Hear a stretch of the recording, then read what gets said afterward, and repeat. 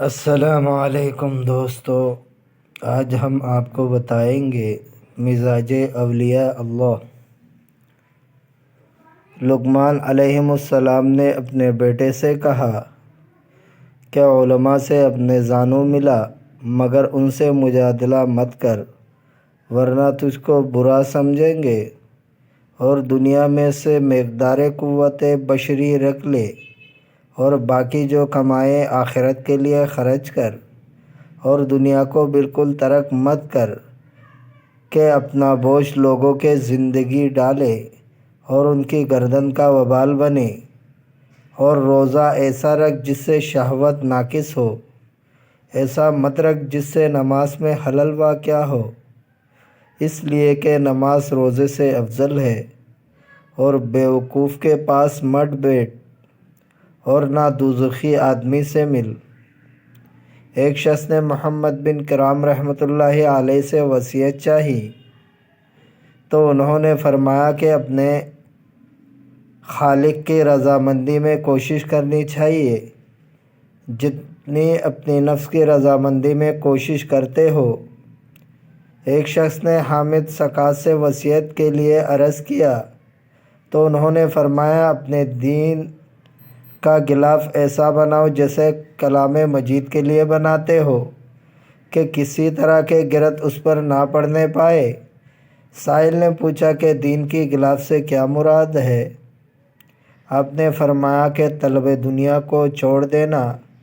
الا بقدر ضرورت، اور کثرت کلام زائد از ضرورت کا بھی تارک ہونا، اور بے ضرورت لوگوں سے ملاقات کرنا۔ حضرت حسن بصری نے حضرت عمر بن عبدالعزیز رضی اللہ تعالیٰ عنہ کو نامہ لکھا کہ بعد حمد و ثنا کے معلوم ہونا چاہیے کہ جس چیز سے اللہ تعالیٰ خوف دلاتا ہے اور ڈراتا ہے، اس سے ڈرنا اور خوف کرنا چاہیے، اور جو تمہارے پاس اب موجود ہے اس میں سے آگے کے واسطے لے لو، اور موت پر یہ حال ٹھیک معلوم ہوگا۔ ایک بار حضرت عمر بن عبدالعزیز نے حضرت حسن بصری کو لکھا کہ آپ مجھ کو آواز نصیحت کیجیے۔ اس کے جواب میں آپ نے لکھا، بعد حمد و صلوات کے واضح ہو کہ سب سے زیادہ ہولناک اور وحشت انگیز امور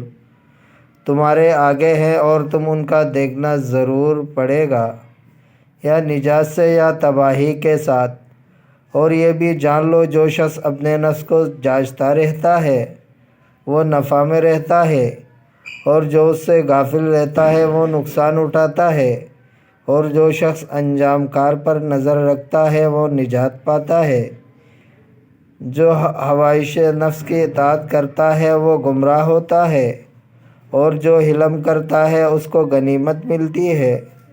جو ڈرتا رہتا ہے وہ بچ جاتا ہے، جو مامون رہتا ہے وہ عبرت پکڑتا ہے، اور عبرت والا صاحب بصیرت ہوتا ہے، اور اہل بصیرت فہیم ہوتا ہے، اور فہیم آدمی واپس کار ہوتا ہے۔ بس جب تم سے کوئی لغزش ہو جائے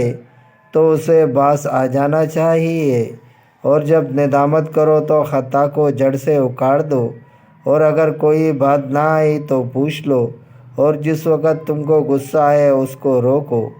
دوستو، اگر آپ کو ویڈیو اچھی لگی ہے تو لائک کریں، شیئر کریں، چینل کو سبسکرائب کریں۔ اپنا بہت سارا خیال رکھیں۔